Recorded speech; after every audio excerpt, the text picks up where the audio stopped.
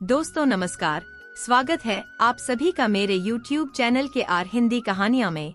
आज की स्टोरी दिल दहला देने वाली है कि कैसे एक औरत अपनी हवस की भूख मिटाने के लिए अपने ही 3 सगे बेटों को और अपने पति के साथ बड़ी ही निर्ममता से उनके साथ हैवानियत का नंगा नाच करती है। पूरी स्टोरी सुनकर आपके भी रोंगटे खड़े हो जाएंगे, आप सोचने पर मजबूर हो जाएंगे। स्टोरी को पूरी डिटेल में जानने के लिए वीडियो में लास्ट तक बने रहें। तो चलिए शुरू करते हैं हवस और हत्या की कहानी। 3 अक्टूबर 2017 को राजस्थान के अलवर शहर के शिवाजी पार्क कॉलोनी में संध्या शर्मा और कविता शर्मा नाम की 2 बहनें रात को छत पर सोई हुई थी, जबकि परिवार के सभी लोग नीचे घर में सोए हुए थे। लेकिन छत पर सुबह ही सूरज की रोशनी के कारण संध्या और कविता की नींद उस दिन जल्दी ही खुल गई, जिसकी वजह से वे दोनों बहनें पानी का मोटर ऑन करने के लिए नीचे आ गई। लेकिन जैसे ही मोटर ऑन करने के बाद वे दोनों बहनें कमरे के अंदर गई तो वहां का दृश्य देखकर उनके मुंह से चीख निकल गई। उनके रोने की आवाज सुनकर आस पड़ोस के लोग भी इकट्ठा हो गए। वो लोग भागकर बनवारी लाल शर्मा के घर में जाते हैं, लेकिन पड़ोसियों ने भी जब उस कमरे के अंदर का मंजर देखा तो एक पल के लिए उनका भी कलेजा दहल गया, क्योंकि उस कमरे में लाशें पड़ी थी। घर के मुखिया बनवारी लाल और उनके तीनों बेटे अमन, हैप्पी, अज्जू और बनवारी लाल के भाई का बड़ा बेटा निक्की की घर में उन सभी के सब खून से लथपथ पड़े हुए थे। बनवारी लाल और उनका बड़ा बेटा अमन बेड पर पड़े थे, उनके अलावा घर के सभी लोग फर्श पर पड़े थे। बनवारी लाल के पड़ोसी देखते ही समझ गए थे कि उस घर में कत्ल नहीं बल्कि कत्ले-आम हुआ है। वहां पर मौजूद पड़ोसियों ने इस घटना की जानकारी तुरंत पुलिस को दे दी। इधर सूचना मिलते ही पुलिस भी फौरन मौकाए वारदात पर पहुंच गई। एक ही घर में 5 लाशों को देखकर पुलिस भी कांप गई। स्थानीय लोगों ने पुलिस को बताया कि बनवारी लाल और उनका बड़ा बेटा अमन अभी जिंदा है, यानी उनकी सांसें चल रही है। पुलिस ने उन दोनों को तुरंत एम्बुलेंस से नजदीकी हॉस्पिटल ले गए, लेकिन हॉस्पिटल में डॉक्टरों ने उन्हें मृत घोषित कर दिया। एक ही घर में 5 लोगों के कत्ल की खबर पूरे इलाके में आग की तरह फैल गई थी। पुलिस ऑफिसर्स के साथ साथ डॉग स्क्वाड और फोरेंसिक टीम को भी घटना स्थल पर बुलाया जाता है। इधर बनवारी लाल के घर वालों का रो रो कर बुरा हाल हो रहा था। संध्या तो अपने पति और बच्चों की लाशों को देखते ही बेहोश हो गई थी। वह बार बार बेहोश हो जाती थी, जिसकी वजह से उसको भी हॉस्पिटल में भर्ती कराया गया। इसके बाद पुलिस और फोरेंसिक टीम उस घर की बारीकी से जांच करती है। कमरे में हर तरफ खून के धब्बे थे। घर की दीवारें, फर्श, बेड और बिस्तर सब कुछ लाल रंग में रंगा हुआ था। इसके अलावा फोरेंसिक टीम को दीवारों पर कुछ फिंगरप्रिंट भी मिलते हैं और घर का कुछ सामान भी अपनी जगह से इधर उधर था। उस सामान से भी फिंगरप्रिंट उठाए जाते हैं, क्योंकि 2 शवों को तो पहले ही हॉस्पिटल भिजवा दिया गया था। बाकी जांच करने के बाद घर में मौजूद तीनों बच्चों के शवों को भी पोस्टमार्टम के लिए हॉस्पिटल भिजवा दिया गया। इसके बाद डॉक्टर की एक टीम उन 5 शवों का पोस्टमार्टम करती है। इधर पुलिस भी अपनी तफ्तीश और पूछताछ करनी शुरू कर देती है। पुलिस सबसे पहले इस बात का पता लगाने की कोशिश करती है कि आखिर वो बदमाश घर के भीतर किस तरह घुसे थे, क्योंकि उस घर में एंट्री करने के लिए 2 दरवाजे थे। एक तो मेन दरवाजा था जो एक गली में खुलता था, जबकि दूसरा दरवाजा एक कमरे में खुलता था। कविता ने पुलिस को बताया कि सुबह जब वह दोनों बहनें छत से नीचे आई तो उन्होंने देखा था कि घर का मेन गेट खुला हुआ है। उसकी कुंडी खुली हुई थी, यानी जिस तरह से रात में उस गेट को बंद किया था वह उस तरह से बंद नहीं था। कविता के बयान से पुलिस को लगा कि बदमाश मेन दरवाजे से ही घर के अंदर आए होंगे, लेकिन उस दरवाजे पर फोर्सफुली एंट्री के कोई भी सबूत नहीं थे, यानी उस दरवाजे को जबरदस्ती खोलने की कोशिश नहीं की गई थी। तो क्या दरवाजे को अंदर से ही खोला गया था? क्योंकि ऐसा सामूहिक कत्ल भी कोई अकेला इंसान तो नहीं कर सकता था, जरूर इसमें कई लोग शामिल रहे होंगे। लेकिन अब सवाल ये है कि जब यह वारदात हुई थी तो उस समय चीख पुकार या हाथापाई की आवाज छत पर सो रही कविता और संध्या को तो जरूर सुनाई देनी चाहिए थी। पड़ोसियों का भी यही कहना था कि उन्होंने भी इस घर से किसी तरह की कोई आवाज नहीं सुनी थी। यही नहीं बल्कि फर्स्ट फ्लोर वाले कमरे में सो रहे बनवारी लाल के परिवार वालों ने भी कोई आवाज नहीं सुनी थी। ये घटना 2 और 3 अक्टूबर की दरमियान रात को हुई थी। उस रात बनवारी लाल के छोटे भाई मुकेश घर पर मौजूद नहीं थे। मुकेश इस घटना से 3 दिन पहले ही अपने काम के लिए शहर से बाहर चला गया था। हालांकि इस वारदात के बाद घर वालों ने मुकेश से कांटेक्ट करने की बहुत कोशिश की, लेकिन वे लोग नाकाम रहे। यानी इधर उनके घर में इतनी बड़ी वारदात हो गई थी और मुकेश को इस बारे में कुछ भी नहीं पता था। इसके बाद पुलिस की कई टीमें बनाई जाती है और उन्हें अलग अलग काम सौंप दिए जाते हैं। साथ ही घटनास्थल के आसपास और रास्ते पर लगे सभी सीसीटीवी कैमरा को भी खंगालने की कोशिश की जाती है। हालांकि वहां पर बहुत ज्यादा कैमरे नहीं लगे हुए थे, लेकिन फिर भी कुछ दुकानों और कुछ बड़े घरों में लगे सीसीटीवी कैमरा को चेक किया गया, मगर फिर भी कोई सुराग नहीं मिला, क्योंकि उन सीसीटीवी कैमरा में कोई भी सस्पेक्ट नजर नहीं आ रहा था। दरअसल बनवारी लाल के घर में आने के लिए कई ऐसे रास्ते थे जिनसे कोई भी व्यक्ति बिना किसी कैमरे की नजर में आए उस घर में आराम से आ जा सकता था। इसके बाद पुलिस ने यह भी पता लगाने की कोशिश की कि बनवारी लाल की किसी से कोई दुश्मनी तो नहीं थी। यदि मान ले कि अगर बनवारी लाल की किसी से कोई दुश्मनी या झगड़ा होता तो भी केवल बनवारी लाल का ही कत्ल होता, लेकिन यहाँ पर तो मासूम बच्चों का भी बड़ी बेरहमी के साथ कत्ल किया गया था। इसके बाद पुलिस शर्मा परिवार के हर एक व्यक्ति के बारे में डिटेल से जानने की कोशिश करती है, क्योंकि हो सकता है यही से कोई सुराग मिल जाए। दरअसल साल 1999 में बनवारी लाल की शादी राजगढ़ की रहने वाली संध्या शर्मा से हुई थी। शादी के बाद उनके 3 बच्चे भी हुए, जिनमें सबसे बड़ा बेटा अमन 17 साल का था, उनका दूसरा बेटा हैप्पी 15 साल का था और सबसे छोटे बेटे अज्जू की उम्र 14 साल थी। बनवारी लाल की शादी के कुछ साल बाद उसके छोटे भाई मुकेश की शादी भी बनवारी लाल की पत्नी संध्या की बहन कविता से हो गई थी।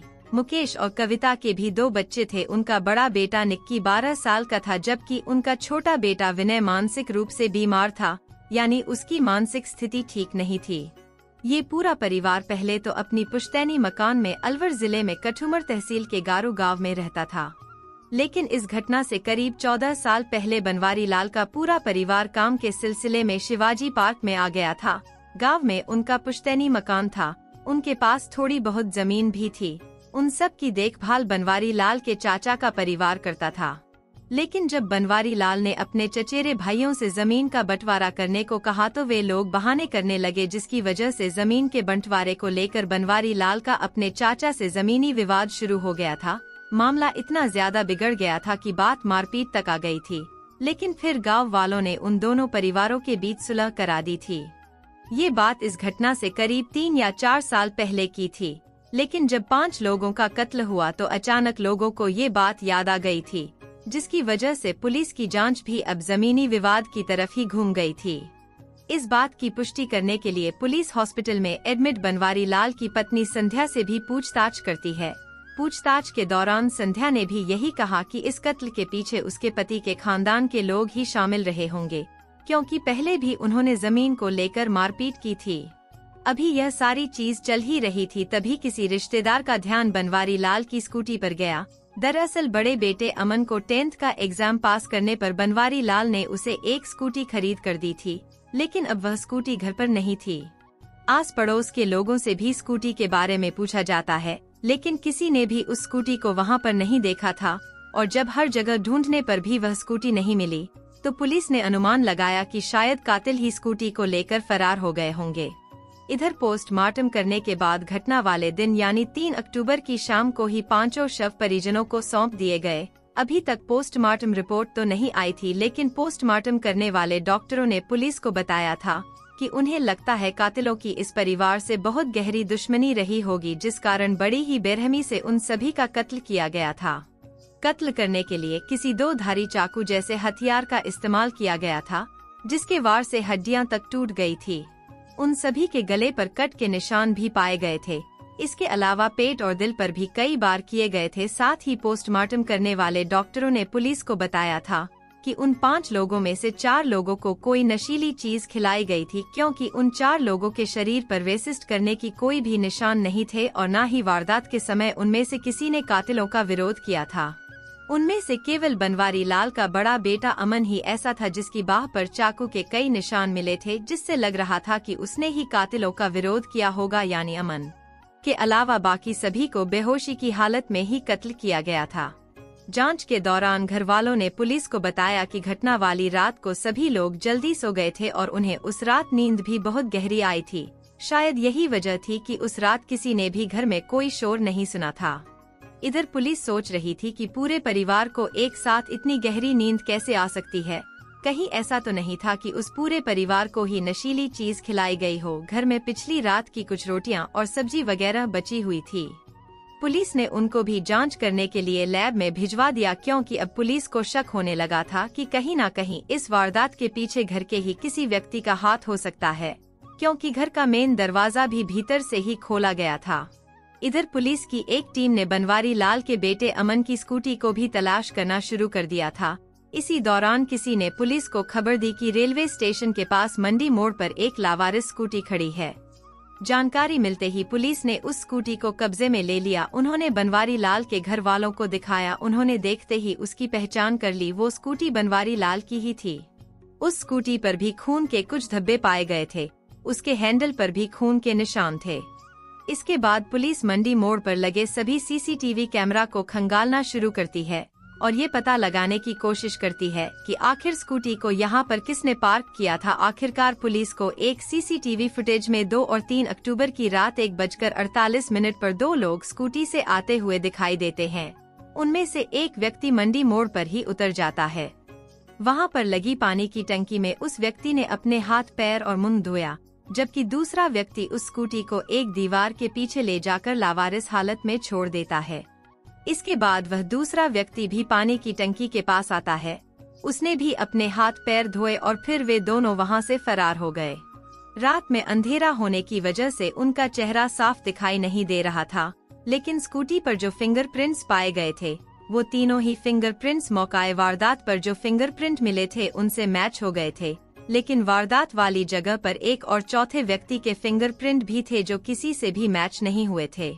इससे पुलिस ने अंदाजा लगाया कि इस कत्ल में 4 लोग शामिल हैं और चौथा व्यक्ति जरूर कोई घर का ही है। पुलिस को घर वालों पर शक तो पहले ही था, क्योंकि बनवारी लाल के छोटे भाई मुकेश का भी कुछ अता पता नहीं था। पुलिस को उस पर भी शक था। पुलिस अभी माथापच्ची कर ही रही थी, लेकिन फिर पुलिस को लगा कि इस बारे में अगर कोई सबसे ज्यादा और सबसे सटीक जानकारी दे सकता है तो वो बनवारी लाल की पत्नी संध्या शर्मा है, जिसकी तबीयत बिगड़ने की वजह से अस्पताल में एडमिट कराया गया था। इसके बाद पुलिस हॉस्पिटल में पहुंचती है और डॉक्टर से पूछती है कि संध्या को कब तक होश आ जाएगा, यानी उसकी हालत कब तक ठीक हो सकती है, क्योंकि हमें संध्या से कुछ जरूरी पूछताछ करनी है। लेकिन तभी डॉक्टर कहता है कि मुझे ऐसा लगता है कि ये महिला बीमार नहीं है, बल्कि बीमार होने का नाटक कर रही है। पुलिस के लिए इतना ही काफी था। इसके बाद पुलिस संध्या के पास जाती है, उसे जागती है और उसे हॉस्पिटल से सीधे पुलिस स्टेशन लेकर आती है। साथ ही संध्या के मोबाइल फोन को भी चेक किया जाता है। उसके मोबाइल फोन की CDR यानी कॉल डिटेल में पुलिस को एक नंबर मिलता है। उस नंबर पर इस घटना से कुछ दिन पहले तक संध्या की काफी ज्यादा बात होती थी, लेकिन इस वारदात के बाद अचानक से उस नंबर पर संध्या की बातचीत होनी बंद हो गई। आखिर वो नंबर किसका था? इस बात का पता लगाने के लिए पुलिस ने उस नंबर की भी कॉल डिटेल निकलवाई। कॉल डिटेल में पता चला कि वो नंबर हनुमान प्रसाद जाट उर्फ जैक का है, और जब हनुमान प्रसाद की लोकेशन चेक की गई तो पता चला कि घटना वाले दिन यानी 2 अक्टूबर 2017 को रात 10:30 बजे से लेकर करीब 2 बजे तक उसकी लोकेशन बनवारी लाल के घर के आसपास ही थी। जैक उदयपुर का रहने वाला था। इसके बाद बिना देरी किए अलवर पुलिस की टीम उदयपुर पहुंचती है और जैक को अरेस्ट कर लिया जाता है। लेकिन जब उसे संध्या के सामने लाया गया तो जैक को पुलिस स्टेशन में अपने सामने खड़ा देखकर संध्या घबरा जाती है और वो अपना जुर्म स्वीकार कर लेती है। दरअसल संध्या ने ही अपने प्रेमी और 2 किराए के कातिलों के साथ मिलकर अपने पति और जिगर के टुकड़ों यानी तीनों बच्चों और भतीजे का बड़ी ही बेरहमी से कत्ल कर दिया था। संध्या एक महत्वाकांक्षी लड़की थी। उसको लग्जरी लाइफस्टाइल, महंगे कपड़े और महंगी गाड़ियों का शौक था, लेकिन उसके घर वालों ने उसकी शादी एक लोअर मिडिल क्लास फैमिली में कर दी थी, जहां पर घर का खर्च भी बहुत मुश्किल से चल पाता था। और जब संध्या के 3 बच्चे हो गए तो जिम्मेदारी और भी ज्यादा बढ़ गई। दरअसल संध्या पहले से ही थोड़ा बहुत ताइक्वांडो मार्शल आर्ट जानती थी, इसलिए फिर से उसने ताइक्वांडो की ट्रेनिंग ली और फिर खुद भी वो ताइक्वांडो कोच बन गई। वो अलवर जिले के लोकल बच्चों को ट्रेन करने लगी, यानी कोचिंग देने लगी, क्योंकि ताइक्वांडो मार्शल आर्ट के टूर्नामेंट भी होते रहते थे। तो संध्या भी अलग अलग शहरों में उन बच्चों को लेकर टूर्नामेंट में पार्टिसिपेट करती थी। संध्या के द्वारा ट्रेंड किए गए बच्चे नेशनल लेवल तक खेल चुके थे और अब संध्या भी अपने पति के साथ घर का खर्च उठाने लगी थी। सब कुछ ठीक चल रहा था, लेकिन साल 2015 में एक टूर्नामेंट के दौरान संध्या की मुलाकात उदयपुर के रहने वाले हनुमान प्रसाद उर्फ जैक से हुई। हालांकि उस समय संध्या शादीशुदा थी और वह 3 बच्चों की मां थी। वही जैक संध्या से 10 साल छोटा था, उसकी शादी भी नहीं हुई थी। हनुमान प्रसाद उदयपुर में ही बीपीएड का कोर्स कर रहा था, जिसकी वजह से उसका कॉम्बैट स्पोर्ट के टूर्नामेंट में भी आना जाना लगा रहता था। ऐसे ही टूर्नामेंट के दौरान संध्या और जैक उदयपुर में मिले थे। क्योंकि संध्या खूबसूरत थी और उसे देखने से लगता नहीं था कि वो 3 बच्चों की मां है।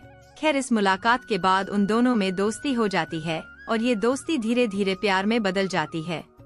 उन दोनों के बीच शारीरिक संबंध भी बनने शुरू हो गए थे। जैक का एक दोस्त भी था जिसका नाम मट्टू सरकार था। वो अलवर जिले में लक्ष्मणगढ़ के किसी गांव का रहने वाला था। जैक अपने दोस्त मट्टू सरकार से मिलने के बहाने अलवर आता था और संध्या भी बच्चों को ताइक्वांडो की ट्रेनिंग देने के बहाने जैक से मिलने के लिए जाती थी। वे दोनों कई दिनों तक मट्टू सरकार के घर पर ही रहे, लेकिन यह एक्स्ट्रा मैरिटल अफेयर आखिर कितने दिनों तक छुप सकता था। और फिर एक दिन बाद बेटा अमन अपनी मां को जैक के साथ देख लेता है। अमन सारी बात अपने पिता बनवारी लाल को बताता है। बनवारी लाल संध्या को बहुत डांटते फटकारते हैं और उसे समझाते हैं कि ये काम तुम्हें शोभा नहीं देता, तुम्हारे 3 बच्चे हैं, तुम्हें शर्म आनी चाहिए। लेकिन संध्या तो जैक के प्यार में इतनी अंधी हो चुकी थी कि वो कुछ समझने को तैयार ही नहीं थी, जिसकी वजह से संध्या के घर से बाहर आने जाने पर भी रोक लगा दी गई। लेकिन संध्या तो प्यार में बहुत आगे निकल चुकी थी। वो तो अब जैक से शादी करके उसके साथ ही जिंदगी बिताना चाहती थी। संध्या और जैक का मिलना जुलना तो बंद हो गया था, लेकिन संध्या अब भी घर वालों से छिपकर जैक से फोन पर बातें करती थी। लेकिन फिर अचानक इस घटना से 3 महीने पहले संध्या ने जैक से कहा कि अब उसके पति बनवारी लाल और बड़े बेटे अमन को रास्ते से हटना ही होगा। शुरू में तो जैक ऐसा करने से मना कर देता है, लेकिन वो भी संध्या से प्यार करता था और उससे शादी करना चाहता था। इसलिए संध्या के बार बार कहने पर जैक भी तैयार हो जाता है। इसके बाद वे दोनों प्लानिंग करनी शुरू कर देते हैं। कत्ल से करीब 2 महीने पहले जैक 2 फर्जी सिम खरीदता है। एक सिम उसने खुद रखा, जबकि दूसरा सिम उसने संध्या को दे दिया था। अब वे दोनों इन्हीं नंबरों से बात करते थे, क्योंकि उन्हें पता था कि यह काम उन दोनों के बस का नहीं है। इसलिए जैक ने ही दीपक नाम के एक लड़के से बात की। दीपक थोड़े से पैसों के लिए इस वारदात को अंजाम देने के लिए तैयार हो गया। साथ ही दीपक ने अपने ममेरे भाई कपिल को भी इस खूनी प्लान में शामिल कर लिया। दीपक और कपिल मात्र 3000 रुपए में 2 कत्ल करने के लिए तैयार हो गए। इसके बाद इस घटना को अंजाम देने के लिए 2 अक्टूबर का दिन चुना गया। घटना से 3 दिन पहले यानी 30 सितंबर को जैक ने एक चाकू ऑनलाइन मंगाया था, जबकि दूसरा चाकू उसने मार्केट से ही खरीदा था। साथ में वे लोग सर्जिकल ग्लव्स भी खरीदते हैं ताकि वारदात पर कोई भी फिंगरप्रिंट न छूटे। इसके बाद जैक ने नींद की गोलियां खरीदकर संध्या को दे दी। संध्या ने 2 अक्टूबर को डिनर तैयार किया। उस रात संध्या ने रायता बनाया था, जिसमें उसने बड़ी ही आसानी से नींद की गोलियां भी मिला दी थी। इसके बाद घर के सभी लोग डिनर करते हैं, लेकिन उस दिन बड़े बेटे अमन की तबीयत ठीक नहीं थी। उसने रात में खाना नहीं खाया था और यही कारण था वारदात के समय अमन की नींद खुल गई थी। खाना खाने के बाद परिवार के सभी लोगों को नींद आने लगती है। सभी लोग सोने के लिए अपने अपने कमरे में चले जाते हैं, क्योंकि बड़े बेटे अमन ने खाना नहीं खाया था। उसे इतनी जल्दी नींद नहीं आ रही थी, लेकिन फिर भी वह कमरे में जाकर लेट गया। जाहिर सी बात है, संध्या ने भी उस रायते को नहीं खाया था। सभी घर वालों के सोने के बाद 9:45 बजे संध्या अपने प्रेमी जैक को फोन करती है। जैक पहले ही उदयपुर से अपने दोस्त मट्टू सरकार के घर पर आया हुआ था। उसके साथ कपिल और दीपक भी थे। इसके बाद वे चारों दोस्त 10:30 बजे के आसपास संध्या के घर पर पहुंच गए। संध्या छत पर खड़ी उनका इंतजार कर रही थी। उसने जैक को इशारा करके बताया कि घर में सभी लोग सो चुके हैं, लेकिन वो लोग उस समय सिर्फ रेकी करने के लिए आए थे। इसके बाद जैक ने अपने दोस्त मट्टू सरकार को रेलवे स्टेशन पर भेज दिया। वहां से मट्टू सरकार वापस अपने गांव चला गया, लेकिन दीपक, कपिल और जैक ये तीनों लोग इधर उधर टाइम पास करते रहते हैं। और फिर 1 बजे के आसपास वे तीनों बनवारी लाल के घर पर पहुंचते हैं। संध्या पहले ही उनके इंतजार में खड़ी थी। जैसे ही वो लोग वहां पहुंचे तो संध्या ने नीचे जाकर घर का मेन गेट खोल दिया। उसने जैक से कहा कि वह यही दरवाजे पर ही रहेगी, लेकिन तुम लोग अंदर जाओ और जल्दी से अपना काम खत्म करो।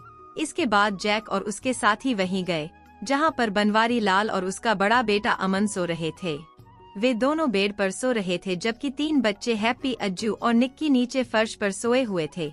उसी समय संध्या भी कमरे में आ जाती है। सबसे पहले किराए के दोनों कातिलों ने बनवारी लाल के हाथों को पकड़ा। संध्या ने अपने पति के पैर पकड़ लिए। इसके बाद जैक ने बनवारी लाल के गले पर चाकू चला दिया। जैक ने बनवारी लाल पर ताबड़तोड़ कई वार किया। बनवारी लाल का कत्ल करते समय बड़े बेटे अमन की नींद खुल गई। उसने सब कुछ देख लिया था। वो शोर मचाने ही वाला था, लेकिन इससे पहले कि वह कुछ कर पाता कातिलों ने उस पर भी हमला कर दिया। अमन मार्शल आर्ट का खिलाड़ी था। अमन भी उनका विरोध करने लगा, जिसकी वजह से जैक और दोनों कातिलों को भी कई चाकू लगे थे, लेकिन उन्होंने अमन को भी मौत की नींद सुला दिया। इसके बाद जैक ने हैप्पी, अज्जू और भतीजे निक्की को भी खत्म कर दिया। उन सब को खत्म करने के बाद संध्या ने अपनी स्कूटी की चाबी जैक को दे दी और किराए के कातिलों को तयशुदा रकम यानी कि 3000 रुपए भी दे दिए। इसके बाद वे तीनों बनवारी लाल की स्कूटी लेकर फरार हो जाते हैं। इधर संध्या ने अपने कपड़ों को साफ किया और घर की छत पर अपनी बहन के पास जाकर सो गई। उधर वो तीनों कातिल पहले रेलवे स्टेशन पर पहुंचे। जैक वहीं पर उतर गया। इसके बाद वे दोनों किराए के कातिल स्कूटी लेकर मंडी मोड़ पर आ गए और यहीं पर वे लोग कैमरे में कैद हो गए थे। वहां पर उन्होंने अपने हाथ पैर धोए। उन्होंने स्कूटी को वहीं पर छोड़ दिया और फिर ऑटो में बैठकर वे दोनों भी अपने अपने गांव के लिए निकल गए। जैक भी ट्रेन पकड़कर उदयपुर पहुंच गया। इधर सुबह होते ही संध्या ने रोने धोने का ड्रामा शुरू कर दिया था, जबकि वारदात में इस्तेमाल किए गए चाकू को जैक ने राजगढ़ रेलवे स्टेशन के पास बहने वाले नाले में फेंक दिया था, जिसे बाद में पुलिस ने बरामद कर लिया था। जांच में पाया गया कि किराए के कातिल दीपक और कपिल दोनों ही नाबालिग है, जिसकी वजह से उन दोनों को बाल न्यायालय में पेश किया गया। वहां से उन्हें बाल सुधार गृह भेज दिया गया था। वही संध्या शर्मा और हनुमान प्रसाद का केस एडिशनल सेशन कोर्ट में चलाया जाता है। करीब 6 सालों तक चले इस केस में 77 गवाहों को पेश किया गया। आखिरकार 21 मार्च 2020 को कोर्ट ने संध्या शर्मा और हनुमान प्रसाद को आईपीसी की धारा 302, 201 इसके अलावा और भी कई धाराओं के तहत 50-50 हजार जुर्माना और उम्र कैद की सजा सुनाई। दोस्तों, इस कहानी को सुनाने का उद्देश्य किसी का दिल दुखाना नहीं है, किसी को परेशान करना नहीं है, बल्कि आपको जागरूक करना है और आपको सचेत करना है, ताकि आप लोग सतर्क रहें और सुरक्षित रहें। तो दोस्तों, कैसी लगी ये स्टोरी कमेंट जरूर करें। वीडियो को लाइक करें और अपने दोस्तों को शेयर करें। और आपसे गुजारिश है कि मेरे चैनल को सब्सक्राइब जरूर करें। फिर मिलेंगे ऐसी ही किसी इंटरेस्टिंग स्टोरी के साथ। धन्यवाद।